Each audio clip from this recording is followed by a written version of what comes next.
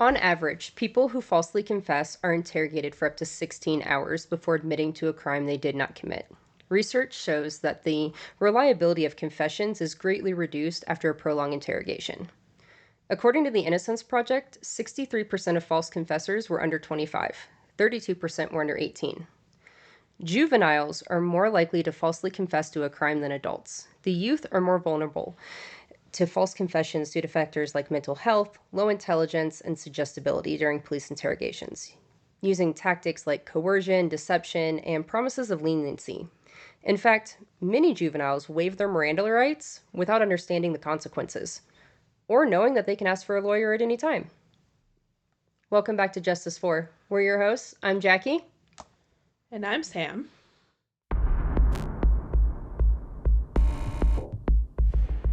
Are y'all confused?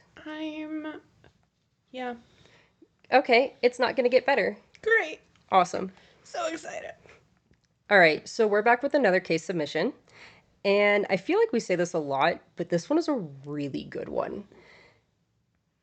Once I started to research it, I was shocked I haven't heard of it before. Honestly, I was shocked you guys haven't heard of it before either. Mainly because the police fucked up this interrogation of minors so much, they made a movie about it. Not a documentary, full-blown Hollywood movie. So, thank you, Eleanor, for submitting the tragic case of Stephanie Crowe to us. I'm sure that you guys have gathered from the intro that today's case involves the false confession of a minor. I'm sorry, did I say a minor? I meant to say 3 minors. Yeah, you heard that right. 3. So I'm going to need y'all to buckle up because I still can't even believe this is real. What? What movie? The interrogation of Michael Crowe. Oh, they just put it right on the head, didn't they? Yeah. Okay. Bro, what? Yeah. You ready? No. Do you want me to just go anyway? Yeah. Okay. No, we're stopping the episode right here. Let's leave. Wrap it up. That's it. Nothing happened. Have a great day, y'all. We're fine. Bye. It's January 20th, 1998, in Escondido, California. Escondido is a suburb of San Diego. Stephen and Cheryl Crowe. No, not that Cheryl Crowe. If it makes you happy. Ugh. It's Cheryl with a C, though. It is.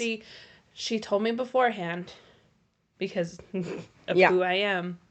Go on. So Cheryl and Stephen Crowe, along with their 3 children, 14-year-old Michael, 12-year-old Stephanie, and 10-year-old Shannon, and Cheryl's mother, Judith Kennedy, she was visiting in town since before Christmas. Mm-hmm. She's about to leave in a week or so.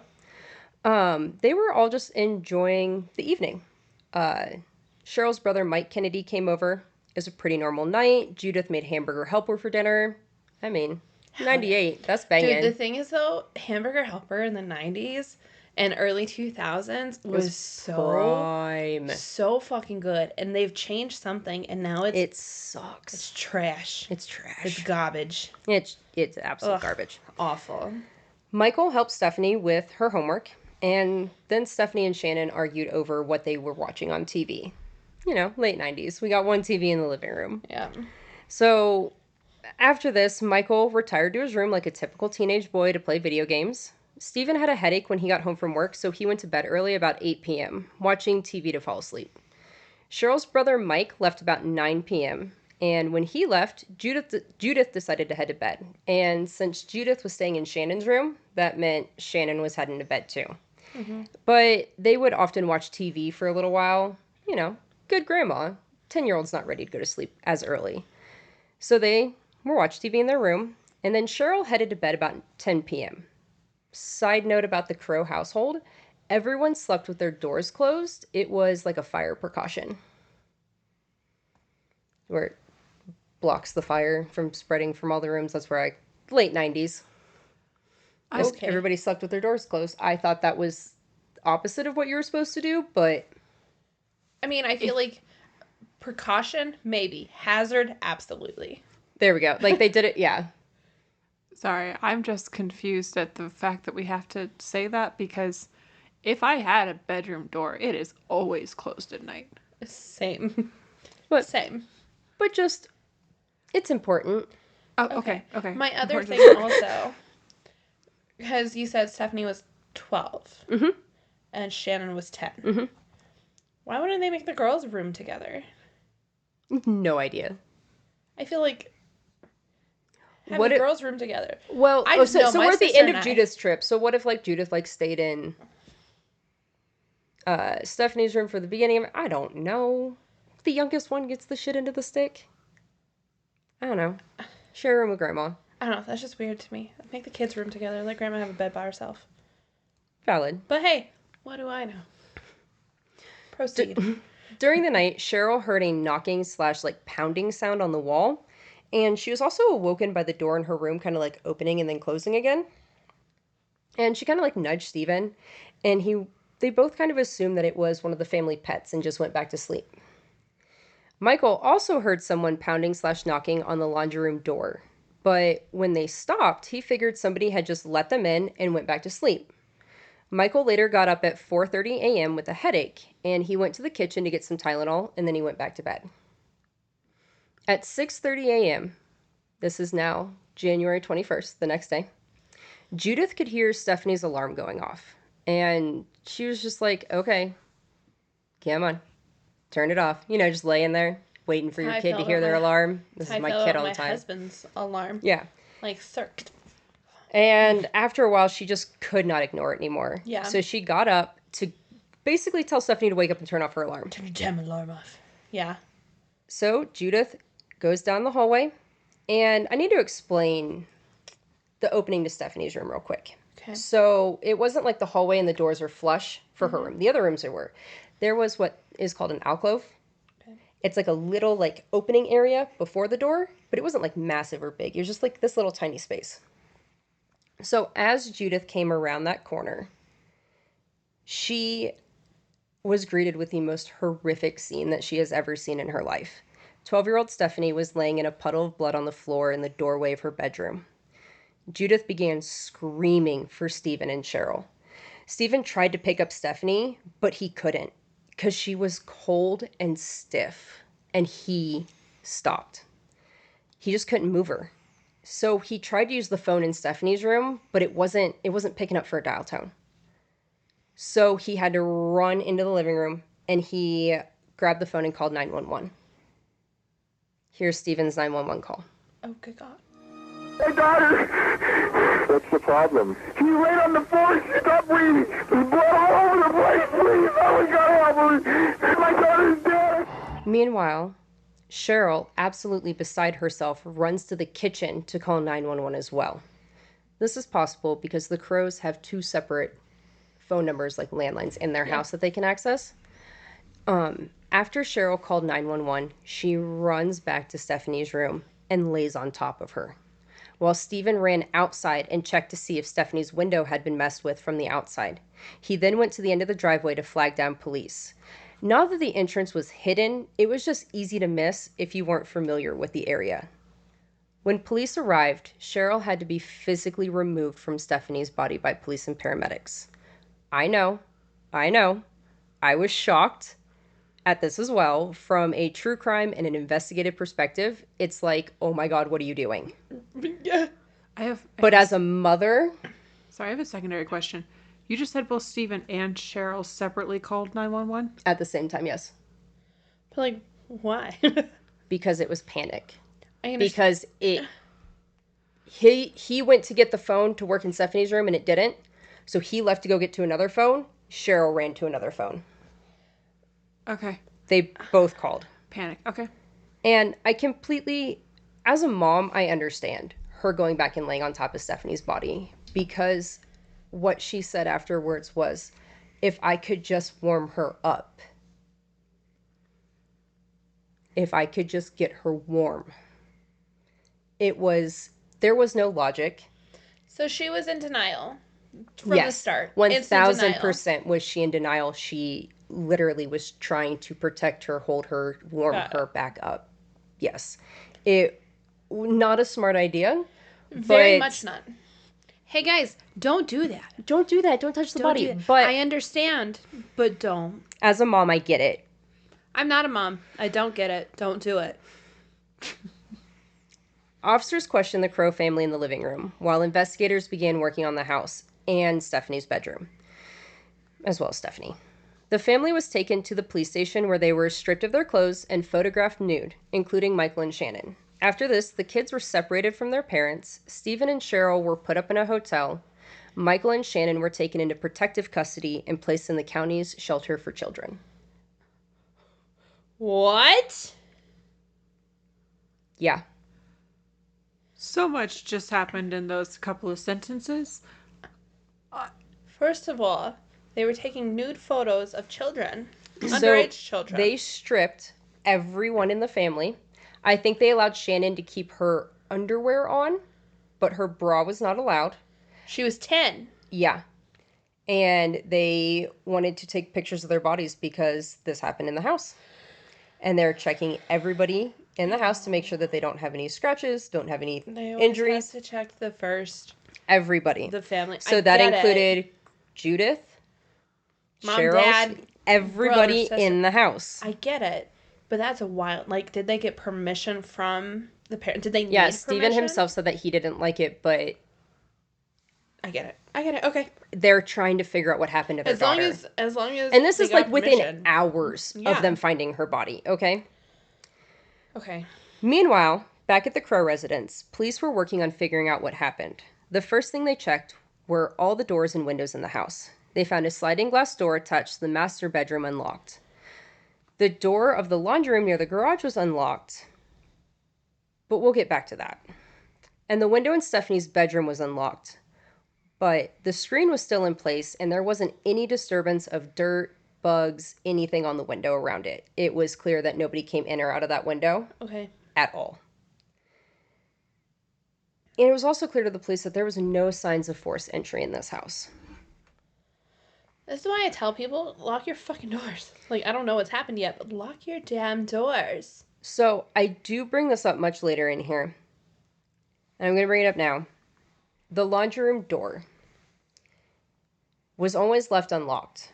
But that morning, when Stephen went to run outside, he remembered, like, you know, like when you go to open a door that you know is unlocked? Or you can open it and then you can't. So you like kind of like run into it trying to open it at the same time. Uh-huh. He did that and it shocked him and like stayed in his memory because it's not something that was normally locked, was that door. Interesting. And it was dead bolted as well. Interesting. So that's going to come up way later. But I need to put it in there now because we're talking about the door.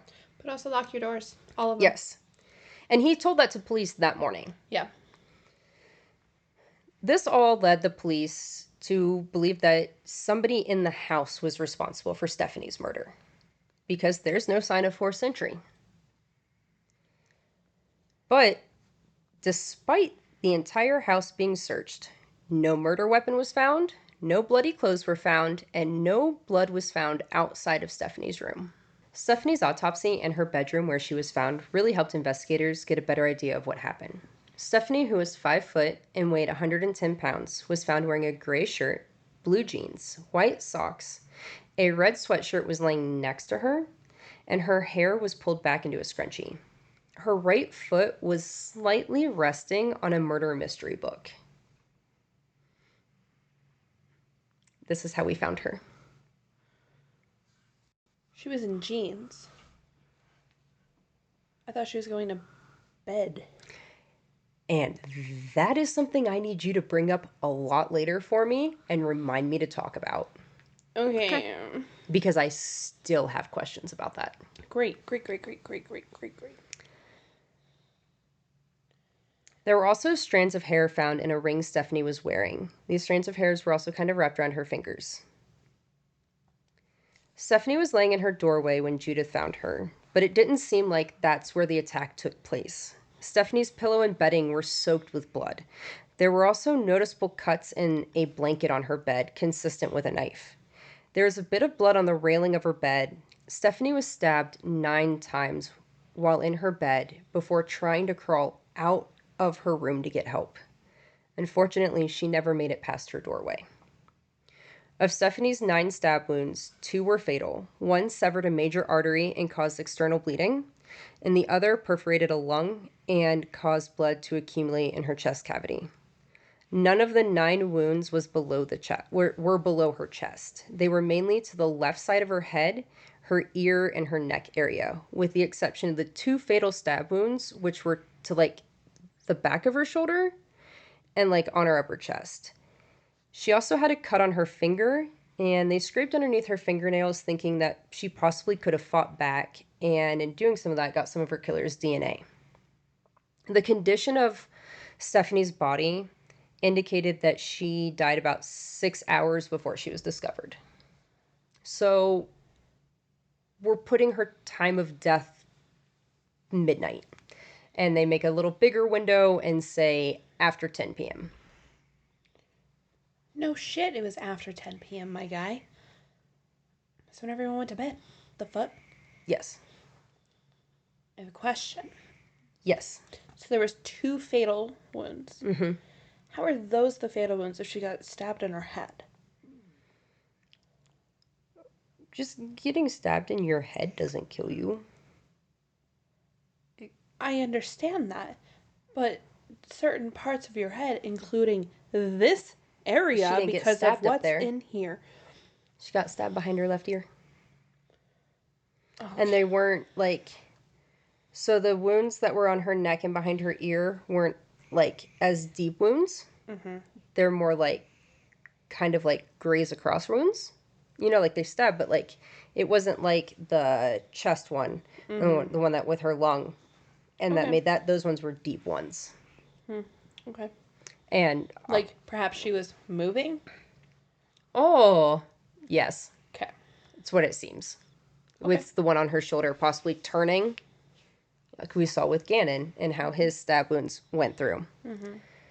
Let's go back to the family at the police station. Yeah. We left off with the kids getting separated from their parents. Weird. So before that happened, they separated all the members of the family and began questioning them about the events of the night before.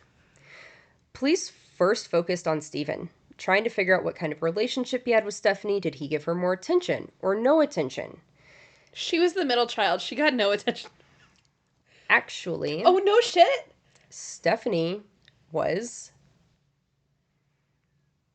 the angel child, the perfect child. She was great at school. She volunteered at the library. She did all this other stuff. Oh, yeah, no. Stephanie was like...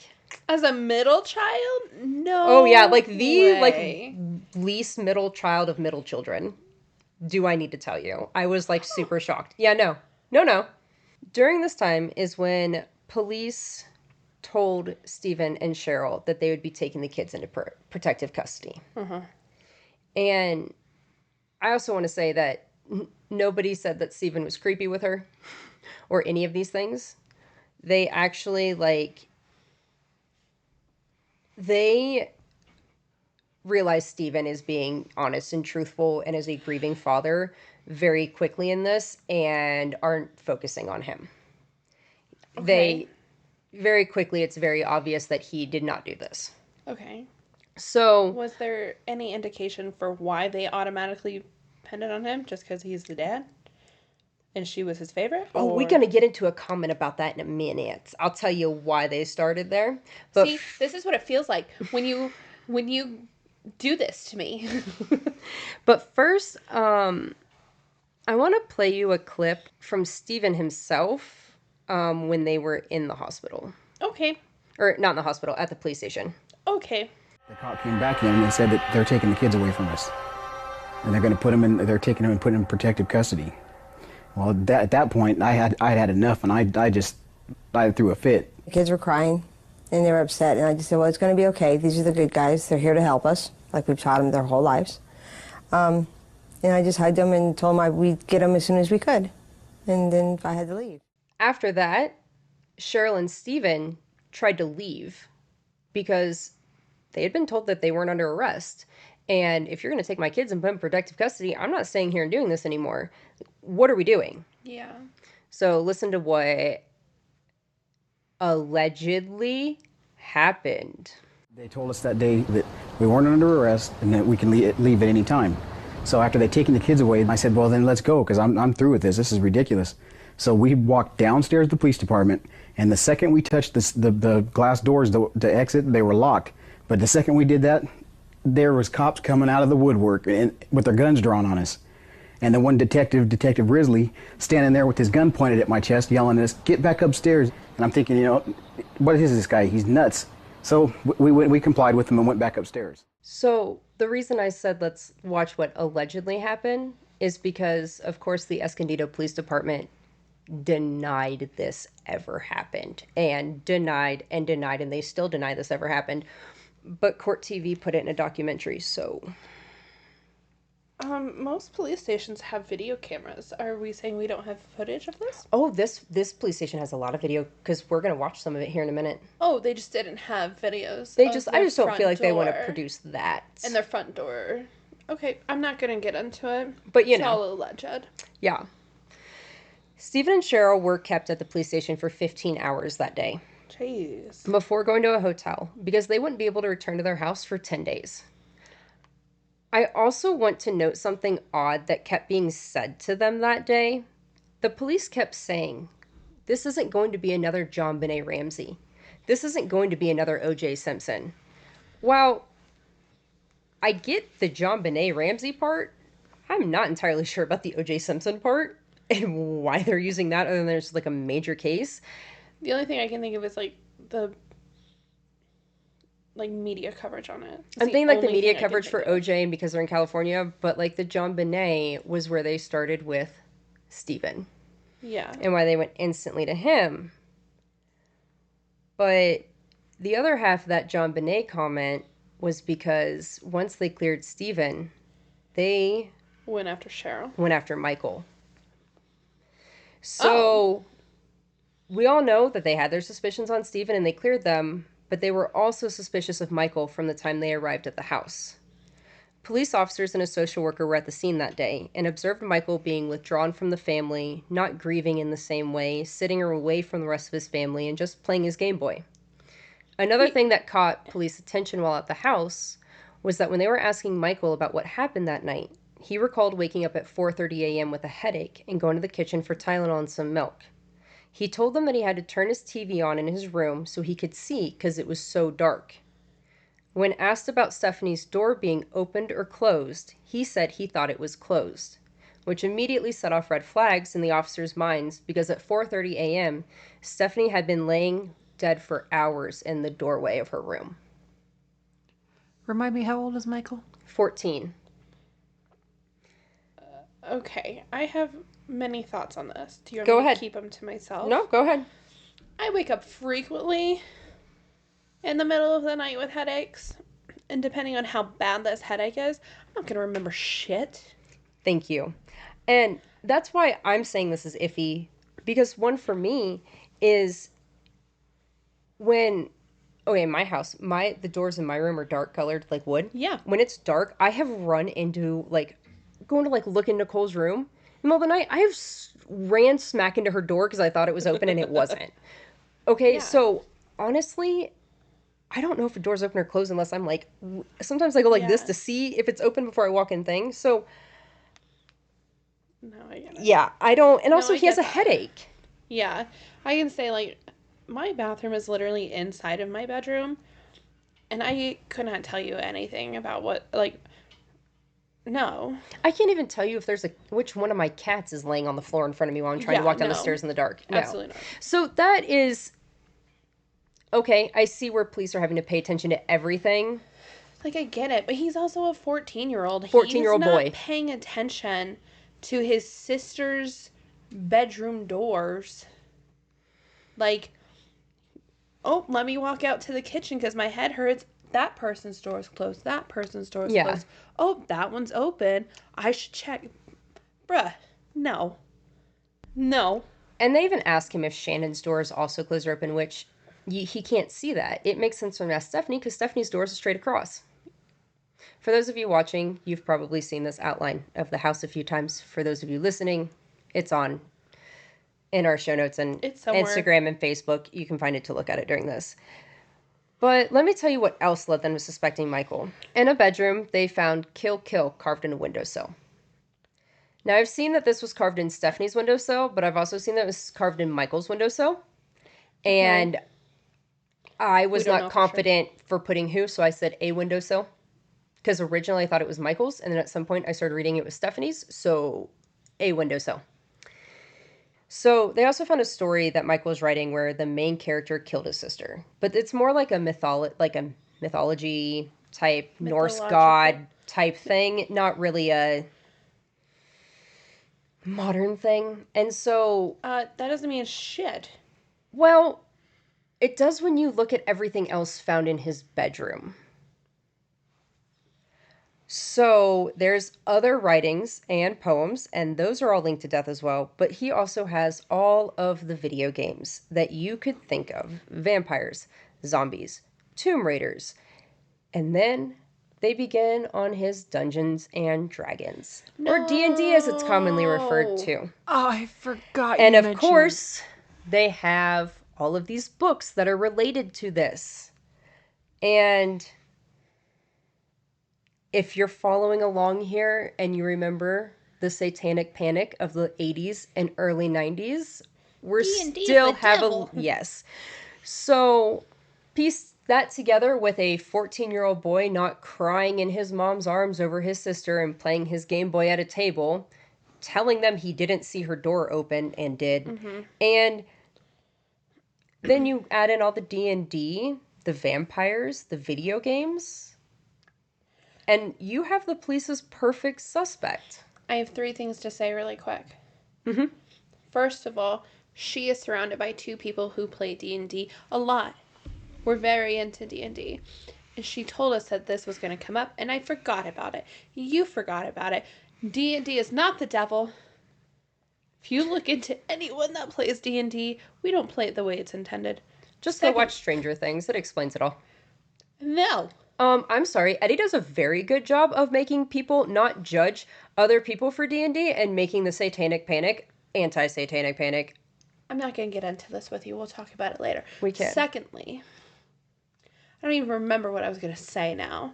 Oh, I do. I have a sister, and I like video games that have zombies and things like that. I am all into it. In the 90s, I had Zelda. It was fantastic. I never wrote anything about killing my sister, regardless of modern, old fiction, whatever. 2 things. 1, after I watched The Labyrinth, I used to dance around my room trying to get the Goblin King to come take my little sister, because she's 8 years younger than me, because I didn't want my little sister. So, listen, we're 8 years apart, and these are valid things. So 8 years is different than 2 years. That's worse. Yeah. No. That's worse. And they're 4 years. Well, yeah, 2 years for these 2. That's worse. The closer you are in age, the worse it is sometimes. Alicia, if you're watching this, go us, bruh. You and I beat statistics, I guess. Without Stephen and Cheryl's knowledge, Michael was taken to the police station to be questioned about his sister's murder. Let me remind you, they still don't have a murder weapon or any other bloody clothes at the Crowe house. It is legal to interview minors without their parents being present, as long as they know it is happening and the minor understands their Miranda rights. Let me say that again. As long as the parents know it's happening. Michael was interviewed / interrogated, whichever way you want to call it, 4 times by the Escondido Police Department between January 21st and January 23rd. He was interviewed by 4 different detectives: Mark Risley, Philip Hann, Christopher McDonough, and Ralph Clater. His first interview was at the police station the day of the murder. His second interview took place on the morning of January 22nd. Michael was read his Miranda rights, and he said he understood them. Michael told detectives how much he loves his sister and that she was the best person. She was kind, and he was mad at whoever killed her. Michael again walked them through the events of the evening of January 20th and what happened the morning of the 21st after Stephanie was discovered. Police still weren't buying his story of not seeing Stephanie laying in her doorway. They also didn't believe that Michael liked his sister. They believed he was jealous of her, bringing up the stories he wrote that were found in his room. During all of this, they are using the good old good cop, bad cop routine, with one telling Michael they know he's holding back and not telling them things, while the other one would come in and try to relate to Michael, telling him he's a good kid. He just needs to be honest. But Michael stayed strong in the beginning, saying he loved his sister and he didn't do this. But by the end, Michael was starting to question himself and how he was remembering that night. After hours of interrogating Michael, they let him go back to his room with his sister before bringing him back in later that day for more questioning, this time for 4 hours. Michael would get questioned for a total of 12 hours over 4 days, or 4 interviews. Jeez. Did you ever watch How to Make a Murderer? Yeah. This played a lot in this. This is all I'm thinking about currently, just with this specific interrogation. Because if you haven't seen it, specifically Brendan Dassey allegedly helped his uncle commit some murder. It was a whole thing. But the cops were, like, leading him and coercing him and using good cop, bad cop. Like, we're here for you, Brendan. We're here for you. Do you talk about this later? Oh, no. Oh, Please okay. keep going and telling us how this episode's going to keep going, because you're nailing it. Fantastic. I was going to bring him up at the end, but I knew you were going to bring him up in it, so I haven't. Thank you. But yeah, so they're sitting there and being like, we know you're lying to us. You need to tell us the truth. So what happened? Like, and you can just see the switch in Brendan, just because he's just like, I don't want to be here. I'm going to tell these cops what I want them to know. Huh. Okay, so just keep that energy. This time, though, when he's brought back, so his first questioning was on the 21st when they were in the police station. Then they took the kids to shelter. It's 22nd. They bring Michael in, and they let him go back to where Shannon is. Yeah. And then they bring him back in again that night for 4 more hours. Okay. This time, Detective McDonough and Detective Clater take over the good cop, bad cop routine. And within 15 minutes, they ask Michael if he'd be willing to take a truth verification exam, which is a voice stress test. Michael responded that he would be willing, but added, I feel like I just spent all day away from my family. I couldn't see them. I feel like I'm being treated like I killed my sister, and I didn't. It feels horrible, like I'm being blamed for it. Everything I own is gone. Everything I have is gone. Everything. You won't even let me see my parents. It's horrible. So then Chris sits down with Michael, and they actually come up with the questions for the voice stress test together. Okay, well let's do that then. You know who, let's say, took Stephanie's life? Yeah. Okay, would that be a good, fair question? Yes. Okay, you know who took? Do you know how she died? No. Are you sitting down? Yes. Do you know who took Stephanie's life? Yeah. Today Thursday? Yes. Did you take Stephanie's life? No. What did you think? What were your thoughts through the whole thing? I don't know. Nervous. Nervous? Okay, let's go over that. What were you nervous about? I don't know. That it might be wrong. Okay, in what way? And it might say I did kill Stephanie. Okay, and why would it say that? I don't know. Because everyone's already treated me like that. Well, and I can understand your feelings there, okay? I mean, you're 14 and you've been through a lot, okay? But this instrument doesn't know you, does it? No. Science is in our favor. Okay, technology's on our side. Okay? I mean, can you understand that? Maybe there's something we need to understand about Michael and about your sister that we didn't understand, and maybe somebody could have helped. It's okay. It's okay to feel the way you feel. I really. Okay, I don't know. Okay. I don't know why I'd say that. I swear. I swear to God, I don't know. So, thoughts on what you saw so far?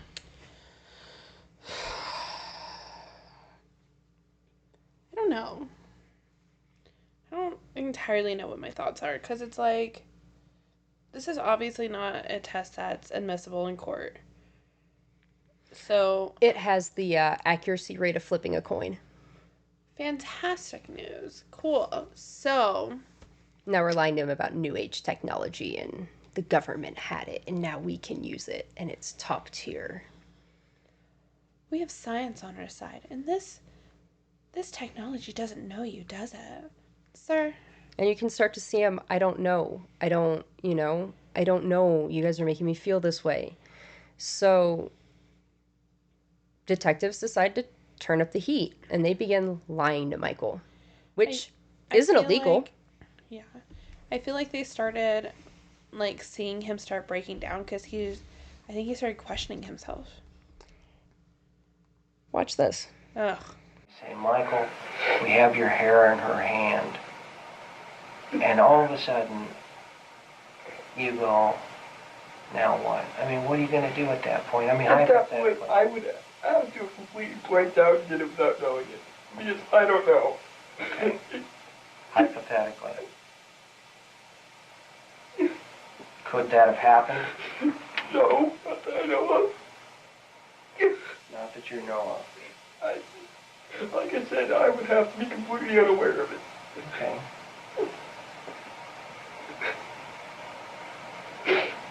Have you ever blacked out before? No, never. Okay, I believe you. I believe you. If I knew who did it, you would know. Everyone would know right now. Okay, why? Because whoever did it, if I ever find out, I'll hate them forever. I loved her. I loved her deeply. So they essentially shoved him into another stage of grief that I don't think he was ready for. Oh, and the hair wasn't the only evidence that they start lying to him about. Okay. I do have questions about the hair. Do you know anything about it? Or is it come up later? We'll get there. I'll wait. They also tell them that they found blood in his room. And Michael asked where they found the blood, and they said, you know. We use processes called. Where'd you find it? Pardon me? Where'd you find the blood? I'm sure you know. What? God, I don't know. I didn't do it. I swear to that. Does that mean you can't tell me about the knife? I don't know what you're talking about. Okay. I don't know what you're talking about. You're 14? Yes. You got your whole life ahead of you, don't you? Yeah. God. Oh, God. God. Why? You tell me. Why are you doing this to me? If I did this, I don't remember it. I don't remember a thing. And you know what? That's possible. It breaks my heart. He's tired. He's alone. He feels like he's going crazy. And the way that he just keeps completely breaking down and... Yeah. Yeah. Did they actually find a knife in his room? No. They found no blood in his room. There's no knife in his room. They don't even have any testing back. What a fucker. I'm upset. And they just keep going from here. They're asking more about the knife. And his reaction when they asked about that knife is... I don't understand how they keep going, but not them saying, it's okay if you don't remember. It's fine. That happens.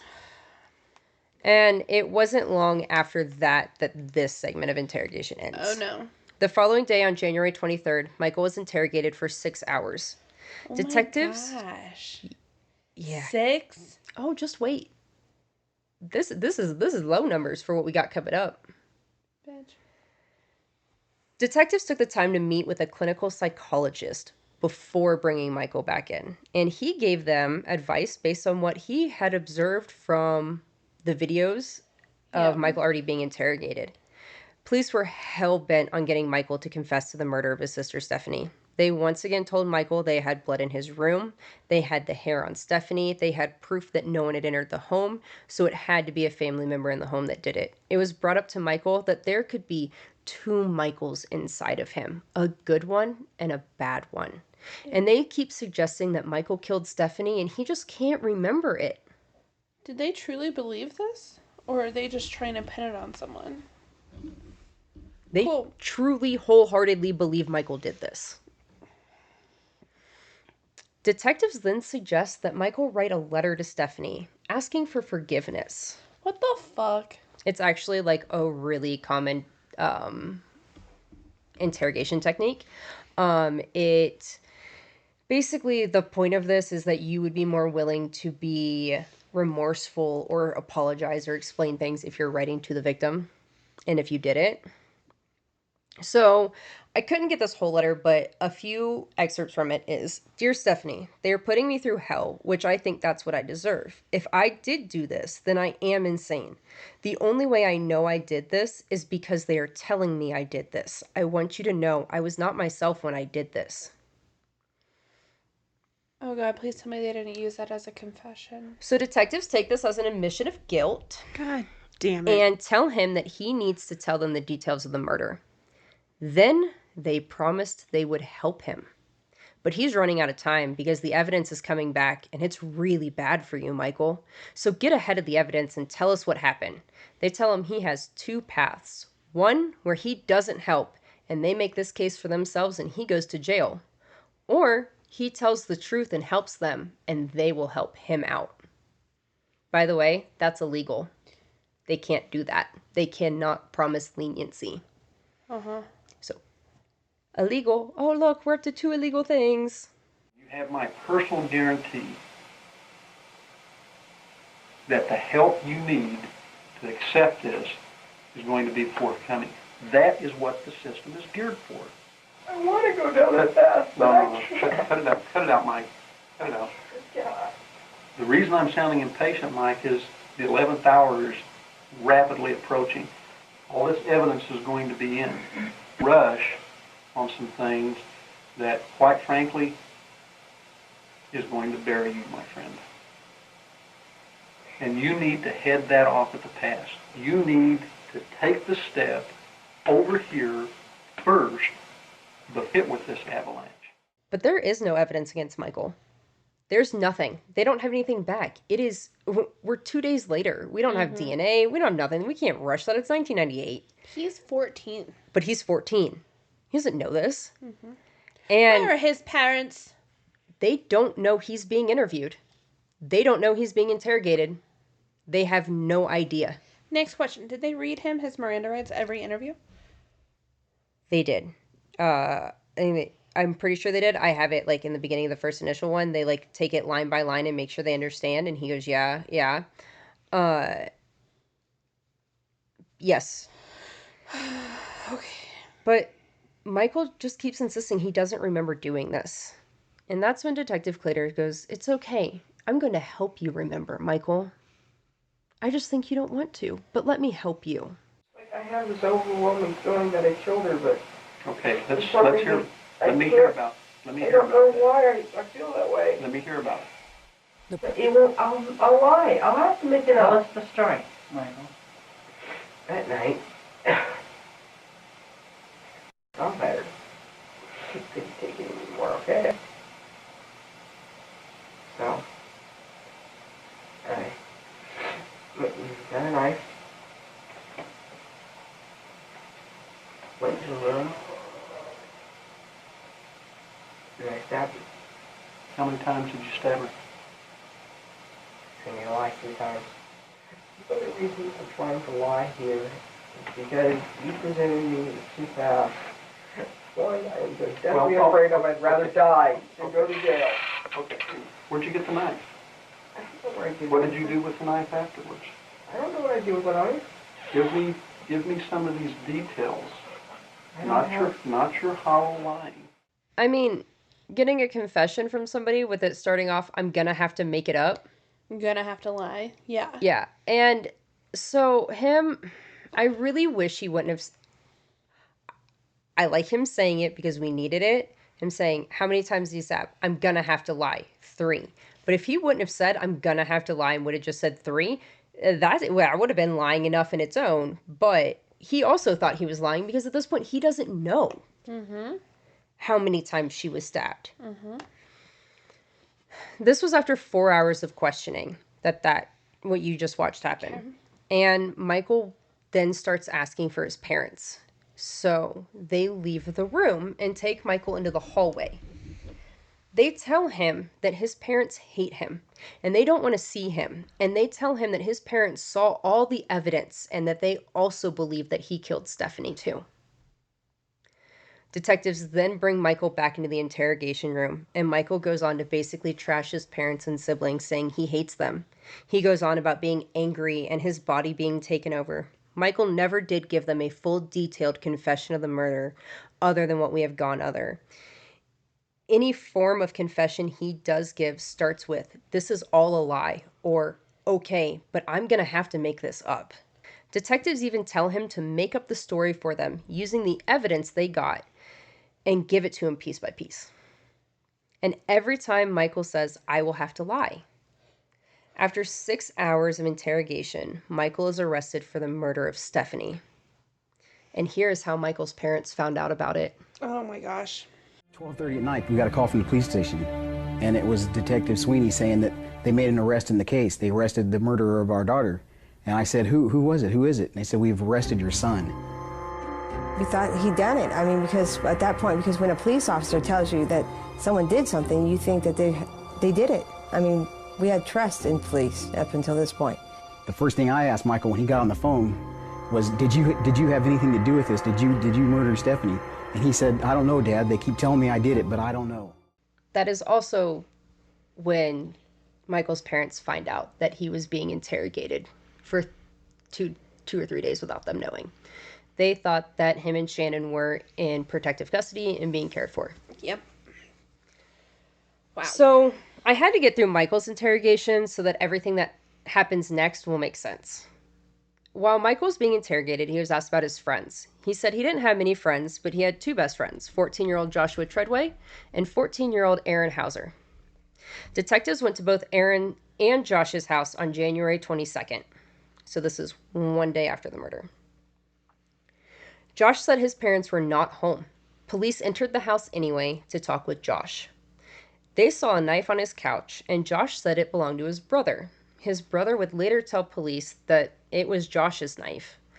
Police talked to Josh for about an hour in his house without parents being present about his relationship with Michael. Aaron also told police that his parents weren't home, and they proceeded to enter Aaron's house and talk to him for 45 minutes about his relationship with Michael. 5 days later, on January 27th, search warrants were executed at both Aaron and Josh's house. Let me tell you why. That morning, Aaron Hauser's mom, Susan, called police to let them know that when she heard that Stephanie had been stabbed, she had Aaron check his knife collection and make sure that none of the knives were missing, because she knew that her son was associated with Michael Crowe. A super weird word for her to use, but okay. It was discovered that one of Aaron's knives was missing. And it's never really specified what made her make this connection and do this, but she did. So in a search of Aaron's house, police found a collection of knives and swords in Aaron's room, and they're all in one area in his room. On his desk was an article about Stephanie's death, and they also found a pair of black gloves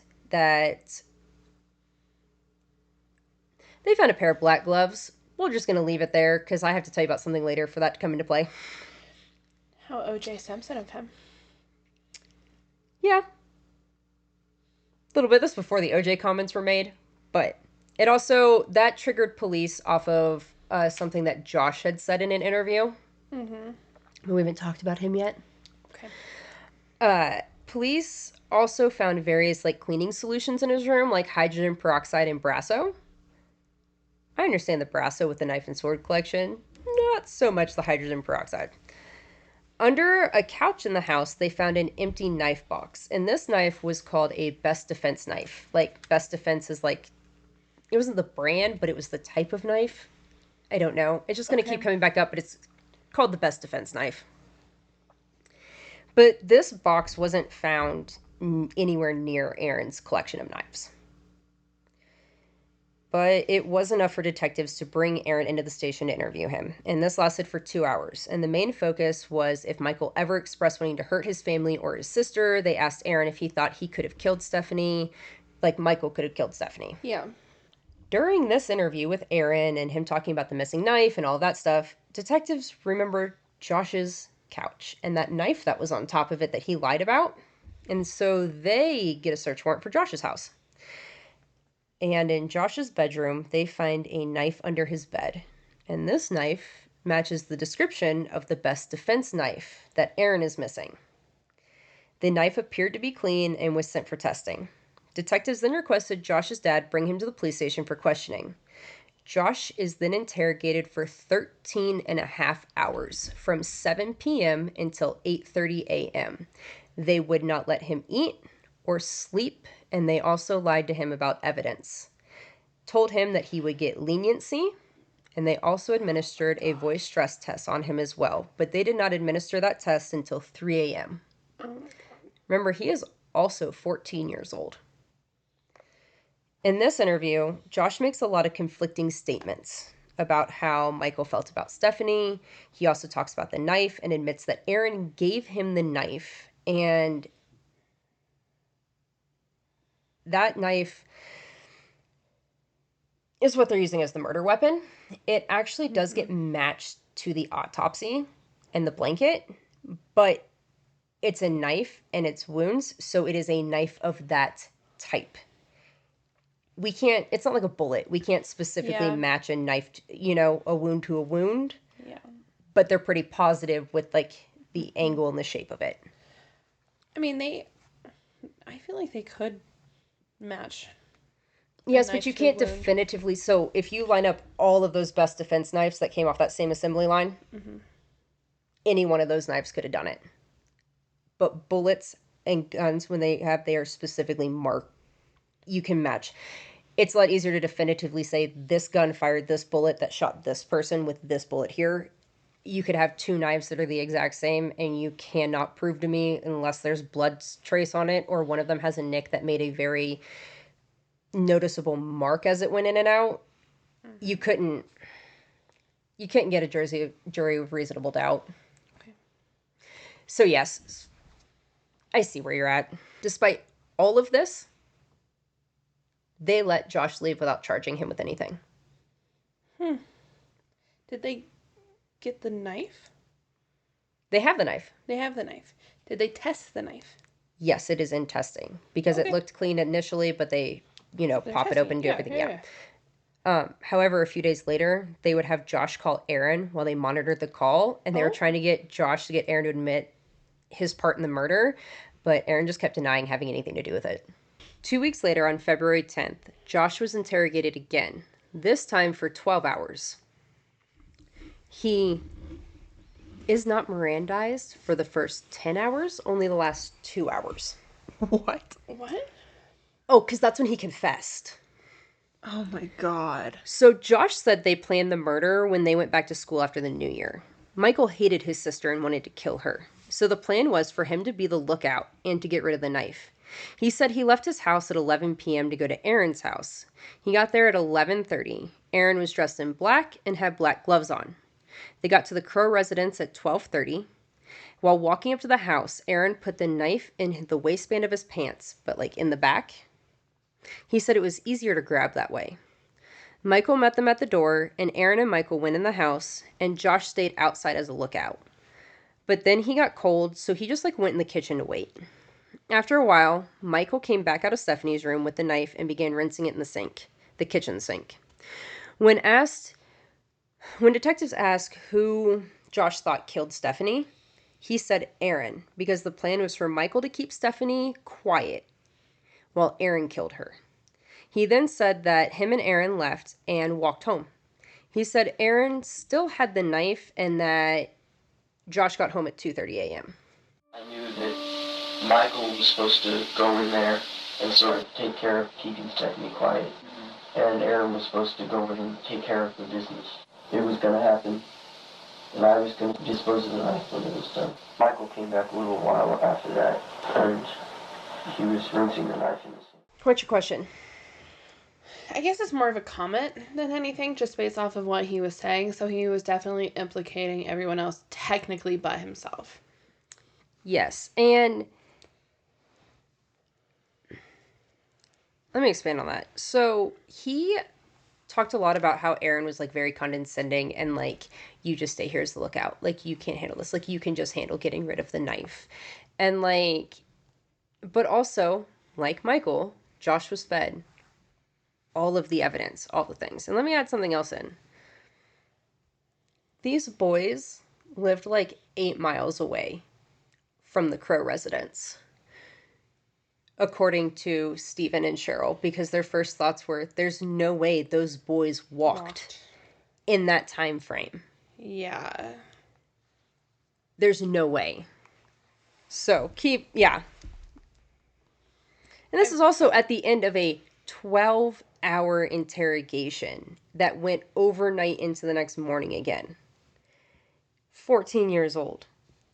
So they really focused on, in Josh's interview, Michael's relationship with Stephanie, how he felt about her, as well as like Michael's desires to harm her. They lied to him and told him that Michael and Aaron already told them that they planned the murder. And they already implicated him, told him everything he already did. And then Josh confessed. After no sleep, no food, promises of leniency. Probably no parents being there either. Oh, no. See, Josh's dad was allowed to be at the station. And not only that, but a few times during both of these separate interviews, he got to come in the room and comfort his son. Make sure he was okay. What? Josh's parents knew that he was being interrogated for those long amounts of time. It was Michael's parents who didn't. So, Joshua Treadway confessed after 12 hours of interrogation and was arrested. It's now the morning of February 11th, and police go to arrest Aaron and bring him in for questioning. Aaron, like Josh and Michael in the beginning, did not waver in his innocence. He keeps telling them he didn't kill Stephanie, even when detectives are telling him that Michael and Josh have implicated him, and he was involved, and they have evidence against him. So detectives took a new approach and asked Aaron, give us a hypothetical. How would you have done this? Why would you ask Let a us 14-year-old know. that question? So Aaron explained that if he were going to kill Stephanie, the first thing he would do is tuck the knife in the back of his pants so that he could easily grab it when he needed to, but so she couldn't see it.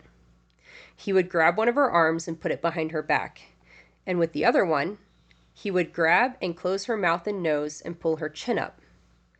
He would pull her back, let go of the arm, grab the knife, and cut her throat. Just like that. The detectives asked him, but what if you went in her room and you saw her? How would you approach it then? Because what he just said doesn't match up for what they found in Stephanie's room. So that doesn't do them any good, does it? So he answers, well, at this time, she would probably be sleeping. If she was sleeping, I would probably just try to cut her throat as quickly as possible without really waking her. How would you do that? If she was sleeping on her back, I would, with my left hand, cover her mouth and simultaneously slice her throat, hold it for a while until I was sure she was dead. Well, how would you know she was dead? Tension in the muscles. If she was dead, she would relax. Pulse, breathing, eyes. If they're wide in terror, they'd probably be shivering or they'd be completely still if they're dead. Again, wait for them to relax. It's kind of morbid. Yeah. The 14-year-olds are answering. And he keeps going for the throat slicing. Aaron then explained that because of the chance of getting blood on himself, he would wear sparse clothing, preferably dark clothing so the blood wouldn't show up easily. He said, there's just so much of a chance for blood to get on me, so it'd just be easier to dispose of and clean myself up. Mm-hmm. And then destroy the evidence. Aaron said that he would not wear gloves and that afterward he would take the knife and fire it to destroy chemical evidence, then he would get rid of it. Aaron also stated that he would choose 2 or 3 a.m. to commit the murder because it would be less likely that anyone would be awake. He stated that he would climb through a small window because doors could be locked and noisy. I mean, as can large windows, but a small window would just be a little noisy. Small windows, such as bathroom windows, are usually unlocked. Lock your windows, people. And your doors. Thank you. Yeah. Aaron is given the same promises of leniency as the other boys, and he was lied to about evidence and what Josh and Michael were saying. And even though Aaron said he didn't do it, detectives believed his hypothetical story was close enough to the evidence and close enough to the other stories, so they arrested him. His slitting her throat is totally stabbing her 9 times. Okay, so we have Michael, Josh, and Aaron arrested for the murder of Stephanie. We have a possible murder weapon. We have a possible motive. We have the means to commit the crime. Not to mention 3 confessions. I mean, it's a term I use loosely. Kind of confessions. I mean, this seems pretty open and shut, right? The boys are separately giving stories that match up and explain evidence. Is that because they did it? Or because the detectives were feeding it to them that way?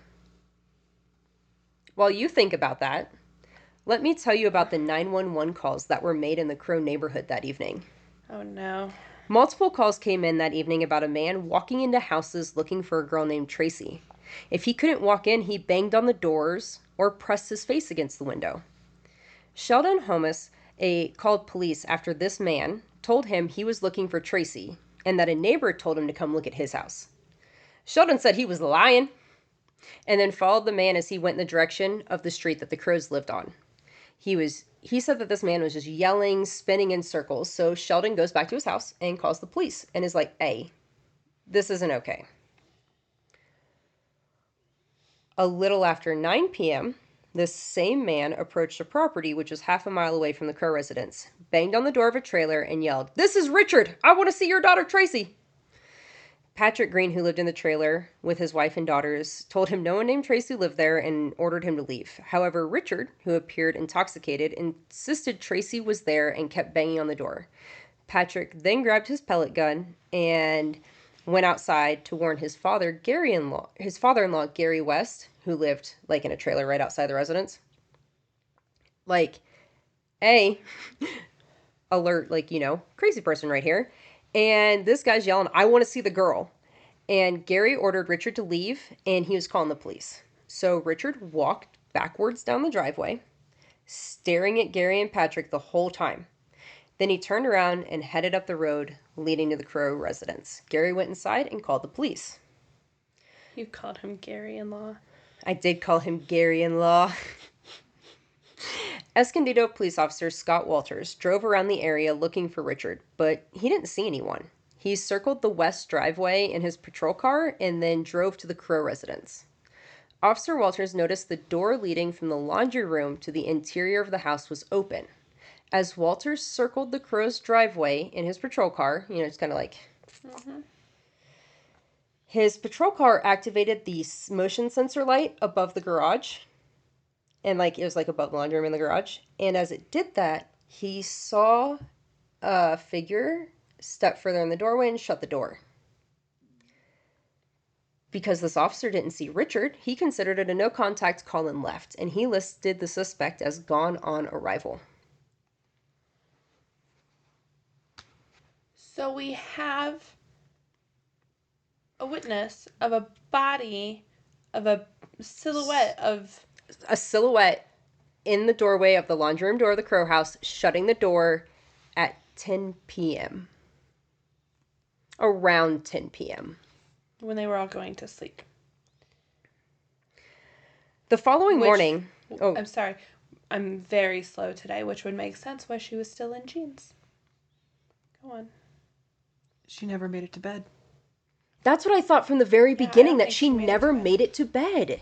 I don't think she made it to bed. Okay, because here's the thing. Cheryl was in her room at 10 p.m. and going to sleep. Mm-hmm. She didn't, get up off the living room and was, walking, I'm going to bed now at 10 p.m. Mm-hmm. It was, before 10. She was in her room in bed at 10 p.m. Mm-hmm. Because the other thing is Stephen went in bed early, remember? And he didn't lay down normally. He laid down, horizontally on the bed. Okay. Watching TV and kind of, fell asleep like this, And Cheryl came in and woke him up. And so that's how they knew it was 10 o'clock when they were in their room and going about 10 o'clock, because he had to get up and get his ass back in bed correctly. So, yes. So the following morning, neighbors approached officers at the Crowe house while they were investigating the crime scene and asked if they were aware of the transient man walking into houses in the neighborhood the night before. But police did not jump on this and go try to find this man, even though they had a first name, and it definitely seemed like that officer from the night before knew who he was looking for. And was confident he didn't see him. So, police actually end up making contact with this man. His name's Richard Tuite, by the way. Richard Tuite. I like to say his last name. It's fun. Tuite. Tuite. The reason they made contact with him that day was not because they went looking for him, because he was still walking around to houses, walking into them, banging on doors, looking for Tracy. Still? They made contact with him 3 times that day before finally bringing him into the police station. And how they did that was they said, "Hey, Richard, we need to ask you some questions about something that happened in the neighborhood. Would you like to come and get a shower and clean clothes? And can we talk to you?" They wanted his clothing and everything else, yeah. And of course, he's going to do this. Richard agreed, and they took his clothes, fingerprints, they took samples, fingernail scrapings, they took hair samples. They took his clothing, which consisted of a white undershirt, a long-sleeve red shirt, black jeans, and athletic shoes. Detective Sweeney attempted to interview Richard, but did not obtain much information. But he also did not run a background check on Richard. And he should have, because a background check would have shown that Richard Tuite had an extensive mental health history and was a diagnosed schizophrenic and had been arrested multiple times on various charges. Richard was detained for only a short period of time and then released. Police didn't see any blood on any of Richard's clothes when they took them into evidence. Please remember that. They did keep his clothes as evidence? Okay. This was all happening while the Crowe family was at the police station. They brought Richard in while questioning them. In the following days and weeks, Richard would be contacted by police again, but not for Stephanie. Once for following some 13-year-old girls off the bus after being super creepy, and this got him convicted on a misdemeanor charge of child annoyance for following and menacing. A month later, he was also found at a hotel looking in cars, and when asked what he was doing, he said he thought the family of the dead girl was staying there. By March, Richard was sentenced to 3 years in prison for breaking and entering while in the mental health ward of the prison, he was yelling about Tracy being a whore and that he's going to kill her. Damn that Tracy. Damn that Tracy. So Do we know Richard, who Tracy is? Richard used to do some drugs back in the day. And I couldn't tell. And him and Tracy used to be little crack buddies. And so Tracy actually lived in this neighborhood area. And so they would meet up and yeah. So that's why he's looking. Yeah. But like this is from back like when they were like teenagers and like young 20s. So like schizophrenia, homeless, alcohol, drug problem, whole thing. So now that you're caught up on Richard Tuite and what was happening around the Crowe residence that night, do you have any thoughts or questions before I go back to the boys? I have a lot of questions. You want to see if I will answer any of them? No. Okay. Because, wait.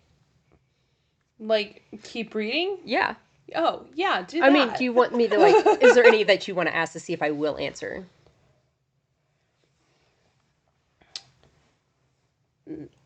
No. Okay. Michael, Josh, and Aaron get defense attorneys who immediately recant their statements. Good. Because the boys were clearly coerced into false confessions. Yeah. Let me tell you. Mary Ellen Attridge. Oh my gosh. Honey, you a badass defense attorney, and I'm going to need to send you 5 gift baskets, okay? 5 of them. We'll take you out to dinner. Oh, yeah. You want to go to a winery? What you want to do? You can have it all.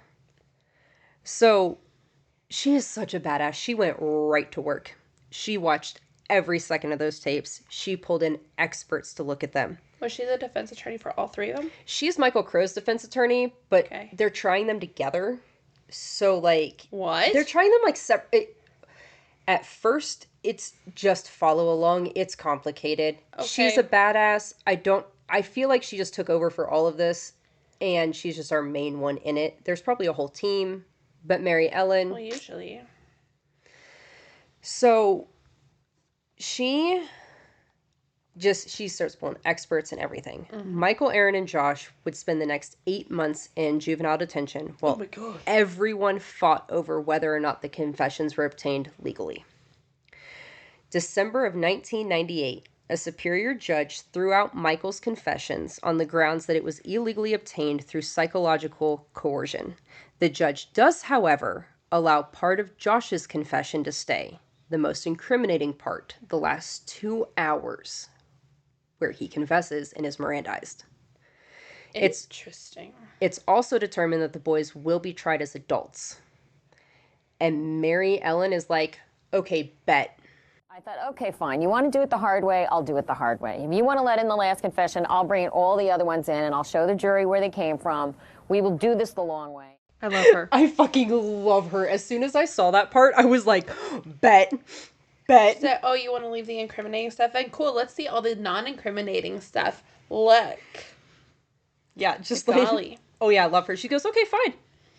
Let's go. Bet. Yeah. A month later, January of 1999, as, just as jury selection was getting underway, because apparently we're not fucking around here, new DNA evidence came to light. Oh. The defense found a blood stain on Richard Tuite's shirt. That was one of my questions. Though it took a few weeks to come back, it was determined to be Stephanie's blood, and it wasn't a splatter pattern. That was one of my questions. The case got dismissed against Michael, Josh, and Aaron. The charges were, however, dismissed without prejudice. Oh. Meaning they can be charged again if new evidence comes to light. Uh-huh. But Richard Tuite still wasn't being charged. What? And the case was handed off to San Diego County Sheriff's Office. Huh? So Escondido was really embarrassed about what the fuck they just did. So they passed the case off to San Diego Sheriff's Office.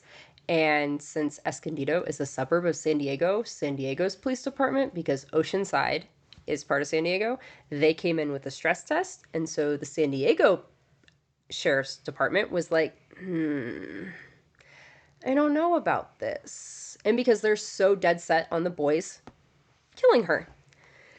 I do actually think it was a good move to move it to a different department. Yeah. Because of all the bias and the shit that just what happened. But why is he not arrested? That I don't like. That's I don't the understand. part that I'm questioning. Well, he's not arrested because when cops get embarrassed, when cops fuck up, they don't like to fix it publicly. I understand being embarrassed because you deserve being embarrassed. But why is the San Diego police not going straight after this guy? If they have DNA and technically an eyewitness, in a sense, of him being near the house. So, possibly in the house. Yeah. So that led the families to file lawsuits against the city and the police for what they put the boys through. Period. And those lawsuits are going to take years to complete, so we're going to talk about them later. But I did need to mention them now. Okay. Because they were also filed while the boys could still have charges brought against them at any time. Mm-hmm. Which is why it takes like 10 years to figure out. Yeah. Back to Richard, though. Because we left him in jail, right? Remember? He, followed those girls, and then he got arrested on some drug charges for, and he got sentenced to 3 years. Some shit? Yeah, okay, he, got sentenced for 3 years, okay? Yeah. So, he doesn't spend all 3 years in jail, obviously. Weird, because, our judicial system is just so amazing. So, he gets out on parole, and then he violates it, and then he gets out, and then he violates it, and he gets out, and he violates it. He does it 3 times. Wow, I've never heard of anyone doing that, ever.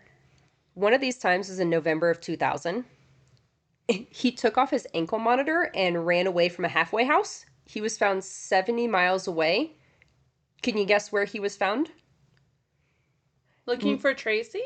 Near the Crowe's new house. Bitch, what? Because they moved. Obviously. Yeah. 2 years later, he is found 70 miles away from his halfway house after cutting off his ankle monitor. And he is found near the Crowe's new house. And Stephanie's parents were pissed but when this happened. How did he know where they lived? God, druggies are so resourceful sometimes. So they were so pissed they went on a radio show to vent about it. Oh, they period. actually did this a couple times. Hell it's yeah. really fun. They just couldn't believe that Richard still hadn't been charged with Stephanie's murder when he had her blood on his shirt. 2 years later, Richard was charged by the California Attorney General.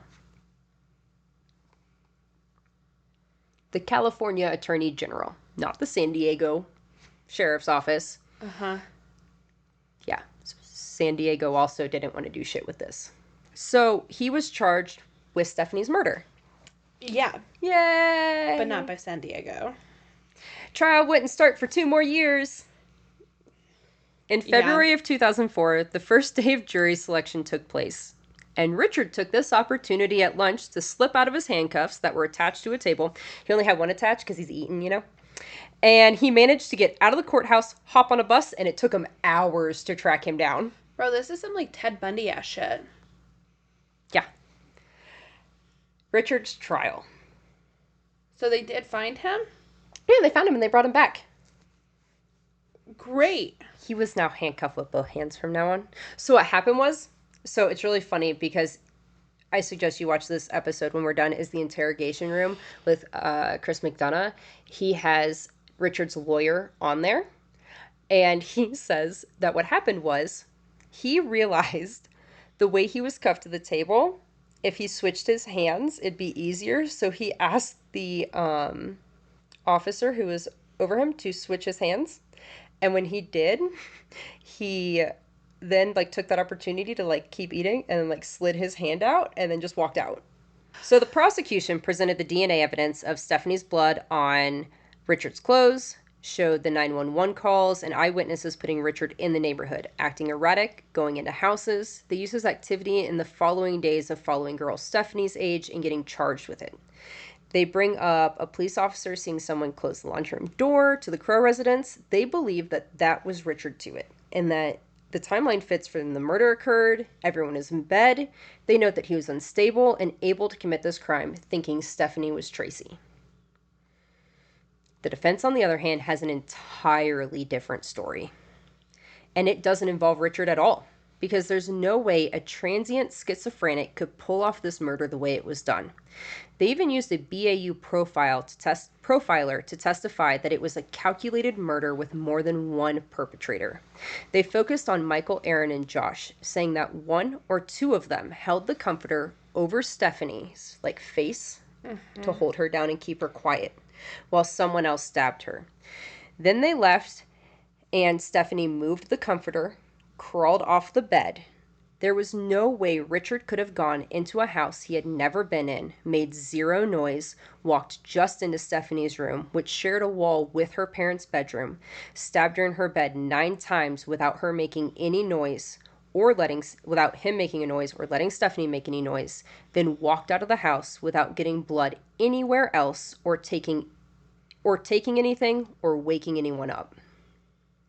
The defense also brings up that Stephen initially said the laundry room door was locked with a deadbolt. He remembered this because that door wasn't usually locked, so it was odd that it didn't just open. They also brought up that police didn't note any blood on Richard's clothes initially. Then all of a sudden, we have Stephanie's blood and it's a blood splatter. They claim that this blood got there due to shoddy police work, though they could not present the evidence of this at this trial because they were denied a continuance to continue the testing. So all they could do was bring about that theory, and we will touch more on that theory later. Before I get to the jury's verdict... Do you want my thoughts I do. On it? So... Because I dropped something huge in there. You did. And I'm also thinking about what you were saying earlier as well. Man. Sorry, like this is I'm catching up in my cabeza. I don't think he did it. Let me keep going. On May 26th, the jury found Richard guilty of manslaughter because they acquitted his murder charge, sentencing him to 13 years in prison, plus 4 more for running away during jury selection. Understandable. Of course, Richard would appeal his conviction, and in December of 2006, he was denied his appeal. But in September of 2011, Richard's conviction of manslaughter was overturned, and he was granted a new trial, which would start October of 2013. To give a little insight into why his conviction was overturned, we need to go back to that civil lawsuit that was filed by the families. They got settled in 2011. The Crowe family received $7.2 million, and the Hausers received $4 million. Josh's family dropped out of the lawsuits years before they ever went to trial.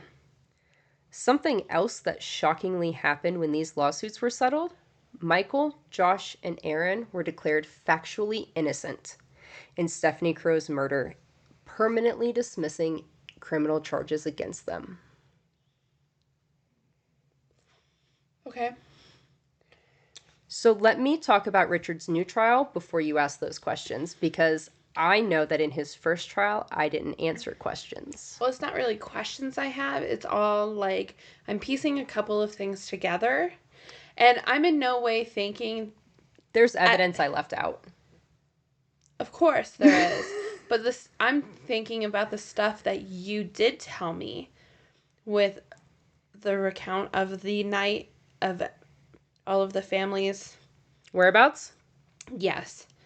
And yeah, I have a lot of thoughts.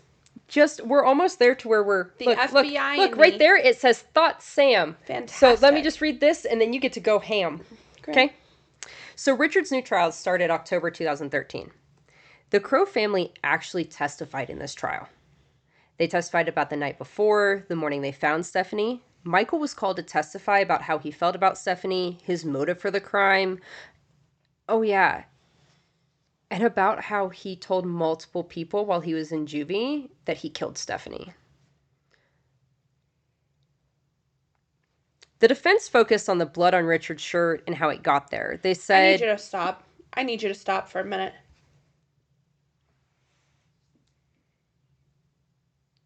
Go on. Okay. What the fuck?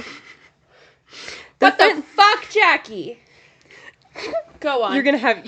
You want to hold a jar of those for a second to start throwing them at me while I say this paragraph? Because you're going to need it. Okay, you ready? Yeah. The defense focused on the blood on Richard's shirt and how it got there. They said it wasn't blood splatter like the prosecution was claiming. Instead, it was poor crime scene work. They claimed this blood came from the bottom of a tripod used to photograph Stephanie's room. Noting, the initial officers did not see any blood when they took his clothes and bagged them at the police station. Also, Richard would have had way more blood on him for this. So what they are saying is basically the crime scene techs forgot to put booties on the bottom of the camera tripods. And so when they set them down in Stephanie's room or in the hallway, got blood on it. And why the defense did it this way is because one of the crime scene techs knelt down next to Stephanie's body, making sure he was not kneeling in blood. But when he stood up, there was a red stain on his leg. The blood had soaked into the padding underneath the carpet so well that even where they weren't standing on blood, they were still having blood soaked back up through. Meaning that police were tracking more blood evidence than they knew about. So they're saying because Richard's clothes was stored with the evidence for Stephanie's murder, somehow in cataloging evidence, that tripod must have sat on the bottom of Richard's shirt. Why is that blood not dried at this point? Oh my God, thank you so much. Because that gets brought up from the prosecution. Thank you. Okay. I mean, that doesn't make sense, though. But that's why the defense is saying that that's why the blood is on his shirt, is because it was transferred. No. Okay. And because there would be way more than just a few little drops of blood. And plus, there was blood on his white shirt and his red shirt, but police said there wasn't any blood on it in the beginning. So, remember, this is the defense. This police station also just automatically accused 3 teenagers of doing it, and they probably didn't even look. They probably just took it and threw it in a bag and was like, yeah, I don't see any blood. So, what would I tell you, though? What would you do, though, if I told you that none of Richard's DNA was found inside the Crowe residence? They argued there was no way that Richard could have committed this crime without leaving any DNA behind. But wait, wasn't there hair in Stephanie's ring in her hand? There was. According to Richard's defense, that hair belongs to Michael. Do we have a DNA profile on the hair? I have seen, in Michael's case, it did not match Michael. In Richard's case, it matches Michael. What? But who's giving that statement of evidence? Is that Court just records? That is why I did not put whose hair that is, because I do not have a definitive answer. I have 2 different answers, and they both come from court records. Go on. They once again reference his mental state at the time, and Stephen's statement about the laundry room door being locked that morning. That leaves the sliding door in the master bedroom the only other way. It was old, it was rusted, and you had to lift it up on those tracks to slide it. You know those old doors? Not to mention, it had floor-to-ceiling plastic vinyl shade that you pull. The blinds? Yeah, that bitch is loud. Loud. Makes so much noise. It would have been impossible for Richard to enter and exit through Stephen and Cheryl's room without waking them up. But do you remember their door open and closed? That's what I have in my brain. They also brought back up the BAU profile that pointed to multiple perpetrators with knowledge of the house. Richard had never been in the Crowe house before, so how could he have done this? Yeah. The prosecution denied any cross-contamination and showed that it was in fact blood splatter. They also brought up that by the time that this blood would have gotten over there, Richard's team also tried to say that it was on the bottom of a cop's shoe, and because he was in the ground of the holding cell where the cops were walking around from that crime scene, that he laid on it, and that's how the blood got transferred as well. So they had 2 theories there. Both don't work because dried blood. There would also be a foot, a print. And there was no blood tracked throughout the house. Yeah. So. But they could not produce any evidence that Richard was in the house that night. Like most retrials, the prosecution won't ever have anything new or a new take on what happened. Usually, in a retrial, the state's stance will be the same unless brand new evidence comes up, brand new DNA. There's something massive to change the story and trajectory of it. It won't change. So therefore, I don't have a lot to add from prosecution because it's all what they've already been laying out and arguing the whole time. And because that was our fear at the Karen retrial. Awesome for the defense, or no, yay for her, because the state's got nothing. The defense can play off that now, which is what we did. Yeah. So, on December 5th, 2013, the jury returned a verdict of not guilty. They couldn't ignore that there was 0 evidence in the Crowe house that belonged to Richard. Mm-hmm. Richard was now a free man. He didn't stay out of jail, though, because, that's not what he does. He can't do that. But it's nothing too serious. It's mostly drug and burglary charges. Mm-hmm. And by burglary charges, I mean he literally just walks into people's houses. Lock your doors. That's what it is. Lock your doors. His most recent arrest was in 2021 for meth. Okay. Okay, thoughts? Okay, so what my brain was wrapping around almost the entire time was the parents' door opening and closing. My first thought was maybe it was Stephanie trying to get their attention of her laying there, but blood would have tracked further towards it. They also do have a dog and a cat. Okay, but if your doors... My animals cannot open my doors. So they try. I also left the dog out of this a lot because I didn't really come into play until I was listening to Richard's lawyer on The Interview Room, which, oh my God, please go watch that. Listen, I skimmed the surface, y'all. Their dog was deaf, but not blind.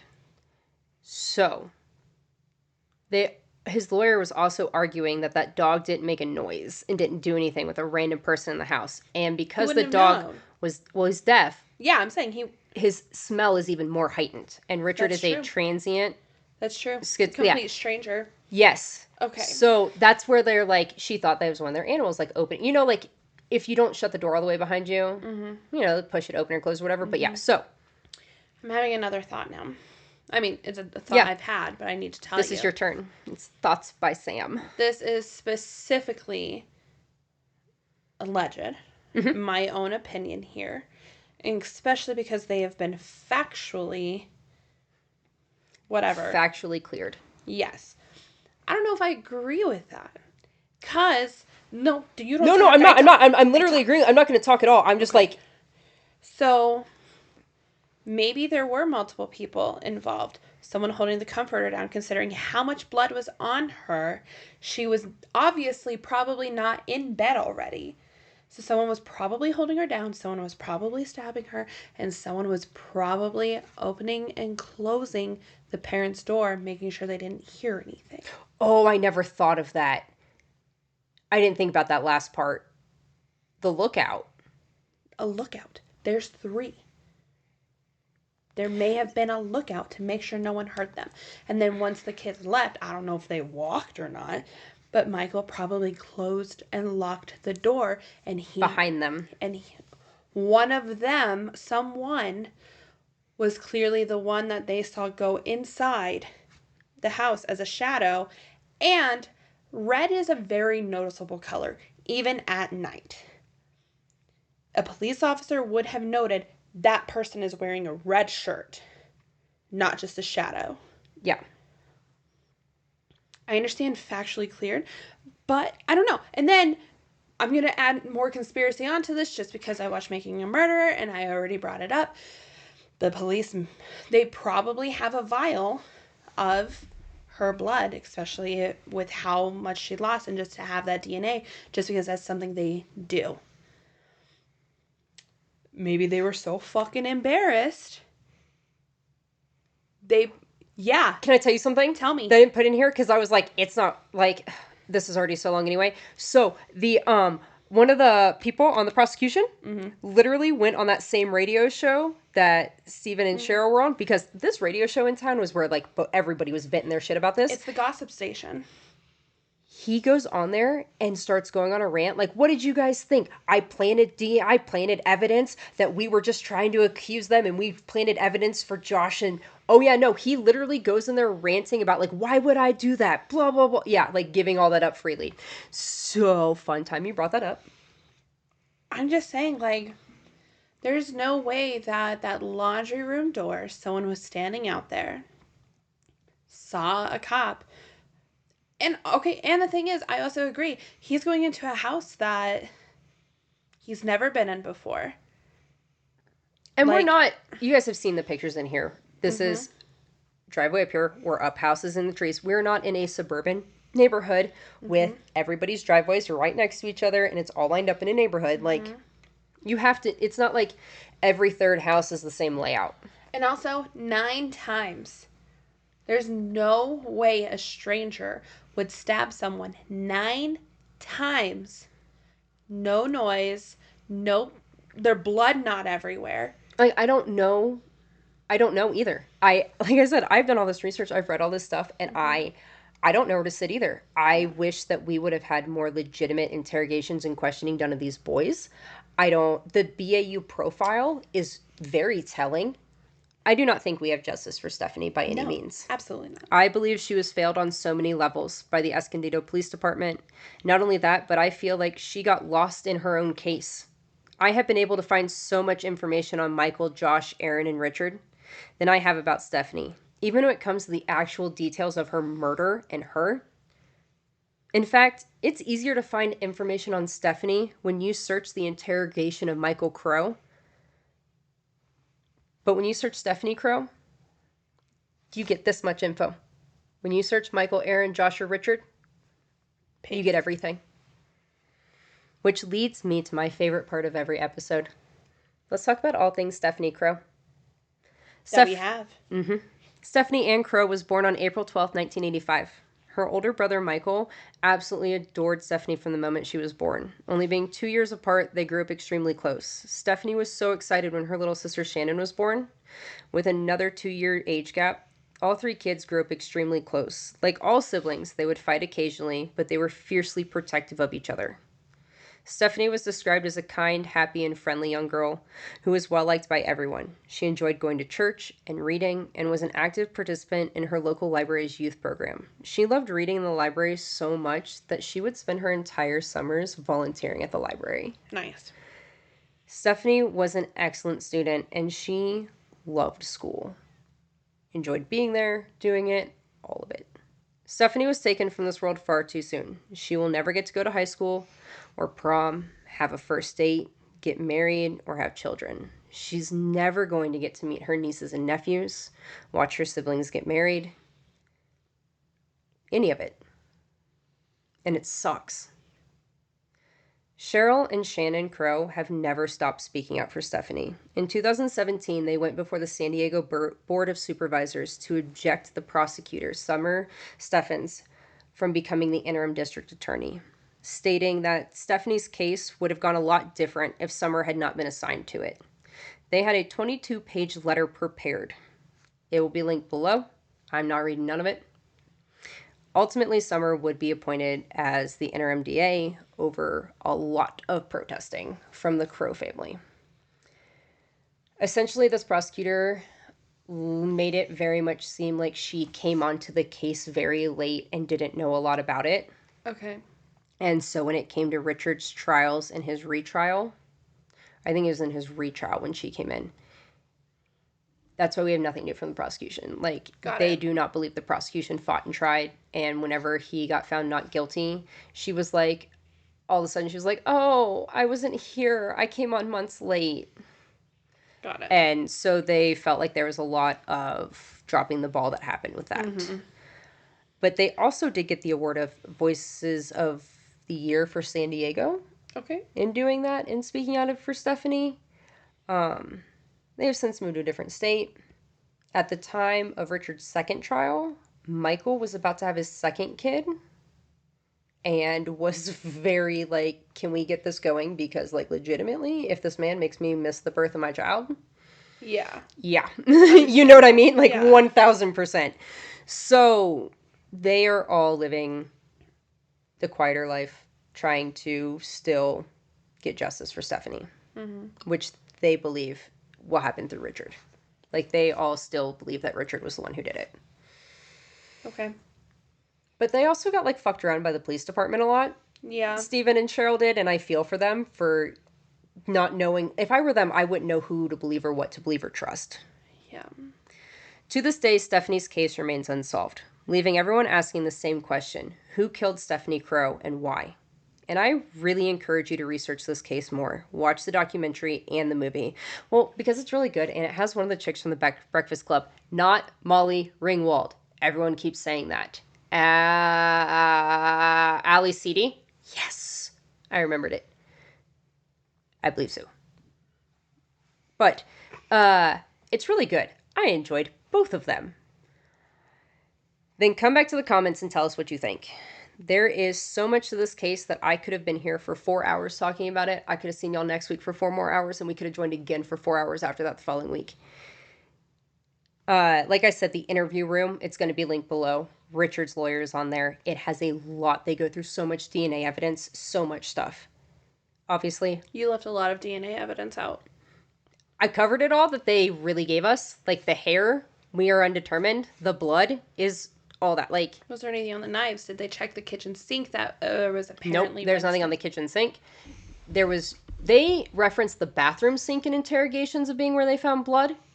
But the kitchen sink is where the boys said that the knives were washed. But they kept trying to tell the boys that there was blood in the bathroom sink. So, and the hair in her ring, I have 2 things for it. Yeah. Both court documents. Yeah.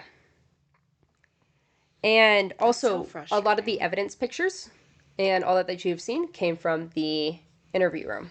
Okay. From Richard's lawyer himself.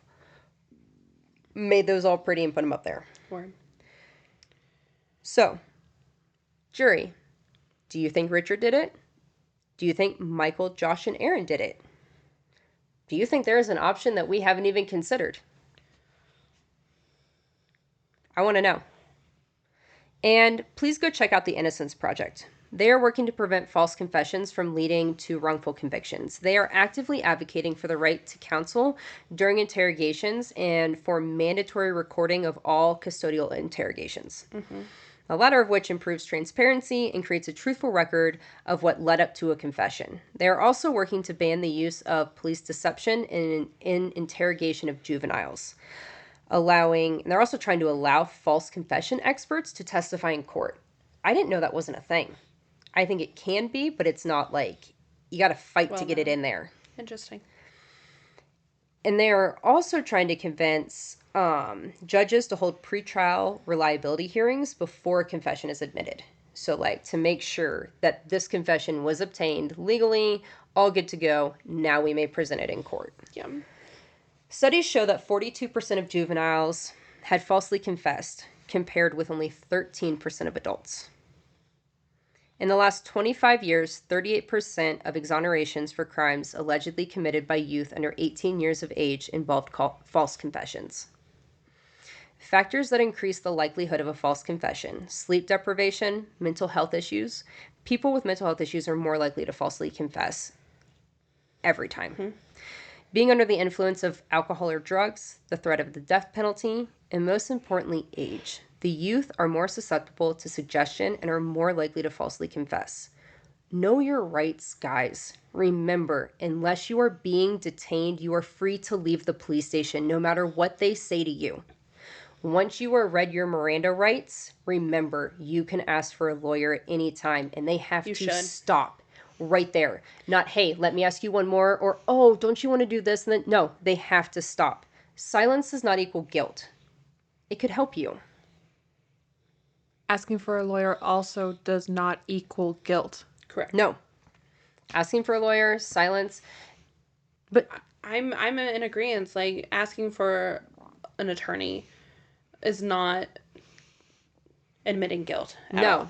If anything, it's just watching your back, like covering your ass, so you don't falsely confess to something you did not do.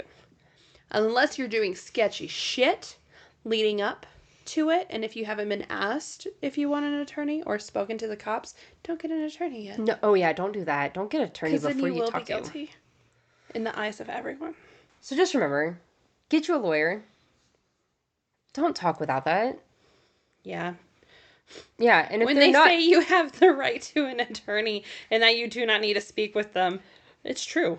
But bottom line, asking for a lawyer does not make you guilty. Correct. It makes sure you are protected against shitty tactics to try to pull false confessions and just to protect you from being interrogated for 16 fucking hours for no reason. And just remember, if the police officer from the O.J. Simpson trial can have his lawyer sitting on the stand with him, telling him to not answer questions, you can have a lawyer in there telling you not to answer questions too. Thank you for joining us for another episode of Justice For. If you enjoyed this, I'm not sure if you did, and even if you didn't, hit the like, follow, and subscribe button anyway, because we're still going to be here. And that way you never miss anything new, ever. Because maybe there will be an episode you like. Hopefully. That has a conclusion. Yeah, this one didn't have a conclusion, and I'm sorry. But I got to rant a lot in this one, so you obviously liked it. Yes.